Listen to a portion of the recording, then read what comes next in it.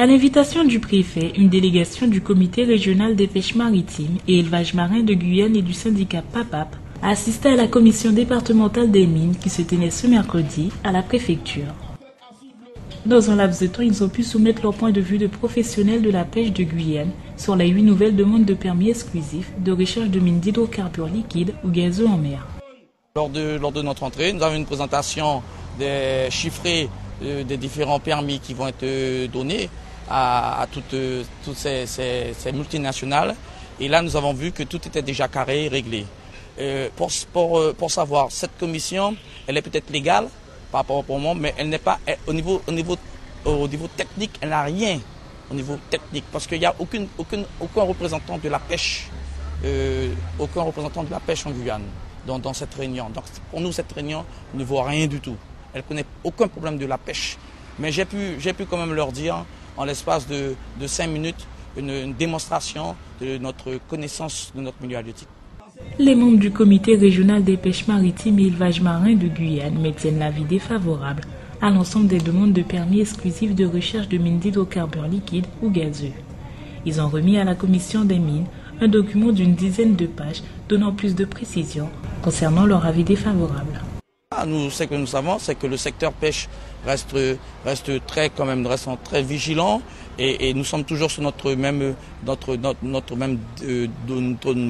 données. La dernière fois, nous avons dit que nous étions catégoriquement défavorables à ces permis, parce que nous savons très bien que lorsque ces permis seront donnés, ce sera la mort sûre et certaine de cette filière pêche qui déjà semble se relever d'un passage assez difficile, la disparition de certains poissons comme la coupa rouge. Nous avons tout un armada juridique qui se met en place et bien sûr, ce que nous ne voulons pas encore, c'est arriver au clash. On espère trouver, avec les responsables, mettre la barre très haute pour enfin que si demain il y a catastrophe, qu'on ne soit pas encore mis sur le carreau comme ça a été la dernière fois avec Shell. Depuis quelques années, le marché des tablettes tactiles se développe et se diversifie. Elles ont ainsi fait leur entrée dans l'enseignement. Ce matin au rectorat, 10 tablettes tactiles ont été remises à 2 unités pédagogiques pour élèves allophones.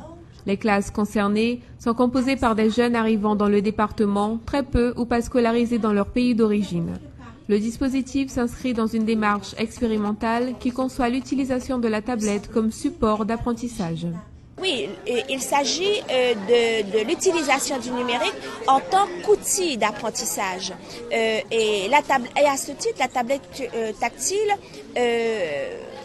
a plusieurs intérêts. Du point de vue de l'outil en lui-même, c'est un objet facilement maniable, manipulable. Les jeunes s'y intéressent vivement.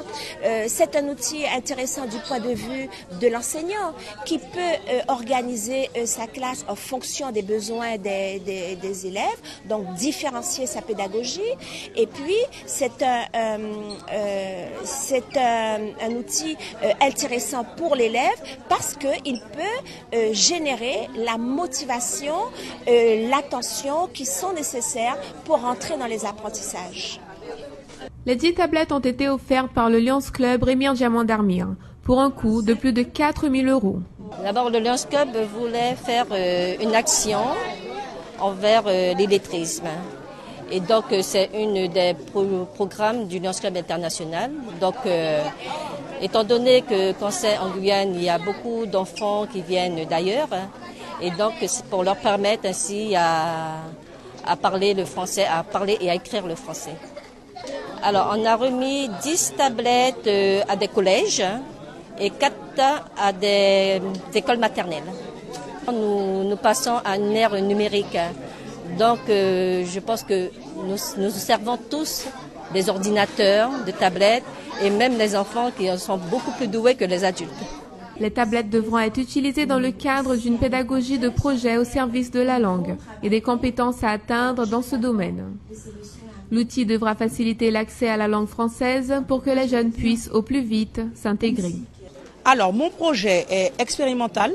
Nous essaierons à travers le conte de voyager, donc des contes d'ici et d'ailleurs. Et si nous avons le temps, sincèrement, ça serait d'en écrire même un petit. C'est-à-dire que c'est une source de motivation. Indiscutablement, les enfants, quand je leur ai présenté le projet, ils ont été emballés. Et on sent que c'est apprendre autrement. Donc de toutes les façons, je pense que l'écho sera favorable. Alors, notre projet, c'est de réaliser une BD au moyen d'une tablette. Bien, c'est dans l'air du temps et les élèves aiment bien toucher à des choses nouvelles. Donc, et ils ont eux-mêmes des tablettes dans leur cartable. Donc, oui, je pense que ça pourra amener un plus pour eux. 2 classes de maternelle pourront aussi bénéficier du dispositif. J'ai voulu faire développer un projet informatique avec mes élèves pour qu'ils puissent découvrir l'outil informatique sous la forme de la tablette qui est le plus simple, le plus accessible et puis qui est aussi l'outil de l'avenir. Et je voulais que chaque enfant puisse savoir utiliser une tablette correctement pour jouer mais aussi pour travailler. Certains enfants chez eux ont déjà accès à des tablettes, ne savent pas forcément s'en servir comme il faudrait, ne savent pas exploiter toutes les possibilités, mais je pense qu'ils en ont la capacité. Donc ça leur permet d'explorer, d'aller plus loin avec la tablette que ce qu'ils ne font à la maison. L'expérimentation de la tablette dans les institutions scolaires est une nouveauté en Guyane, même si cela a déjà été mis en place dans plusieurs autres territoires français. Depuis quelques années à l'Hexagone, l'expérience a été lancée dans des écoles, collèges, lycées et dans des classes de BTS, où les résultats sont satisfaisants.